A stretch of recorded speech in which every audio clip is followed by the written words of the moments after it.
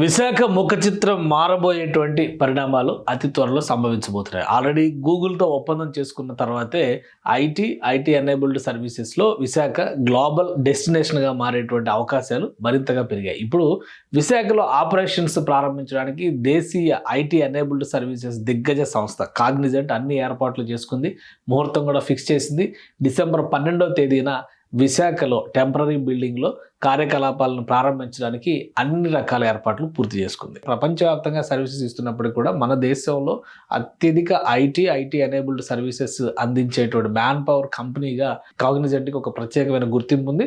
ఇటీవల కాలంలో ఆంధ్రప్రదేశ్ ప్రభుత్వంతో ఒప్పందం చేసుకుంది. ఒప్పందం ప్రకారం కాపులుప్పాడ ఐటీ హిల్ ఏరియాలో ఈ కాగ్నిజెంట్కి భూమిని కేటాయిస్తూ రాష్ట్ర ప్రభుత్వం నిర్ణయం తీసుకుంది. అయితే 2029 నాటికి ఫస్ట్ ఫేజ్ కంప్లీట్ అవుతుంది. ఇది కాగ్నిజెంట్ అఫీషియల్ రిపోర్ట్. 1580 కోట్ల రూపాయలు ఇన్వెస్ట్మెంట్ చేయబోతుంది. 8000 ఉద్యోగాలను సృష్టించడంతో పాటు రీజనల్ టెక్ ఎకోసిస్టమ్ని పెంపొందించడంలో కాగ్నిజెంట్ ఒక ముఖ్య పాత్ర పోషించబోతుంది. దీనికి సంబంధించి జూన్లోనే ఒప్పందం జరిగింది.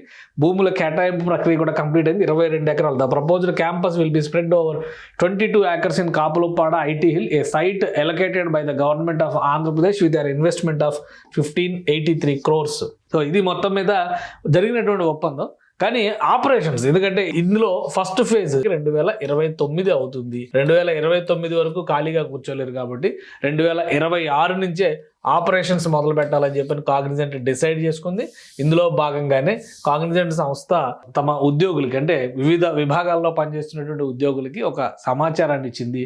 ఈ నెల 12వ తేదీన అందరూ అందుబాటులో ఉండాలి. విశాఖ కేంద్రంగా కొత్త కార్యాలయాన్ని, టెంపరీ ఆఫీస్ని రెడీ చేసి పెట్టుకుంది కాగ్నిజెంట్ సంస్థ. ఈ టెంపరీ ఆఫీస్లో 800 మందితో ఆపరేషన్స్ మొదలు పెట్టబోతోంది.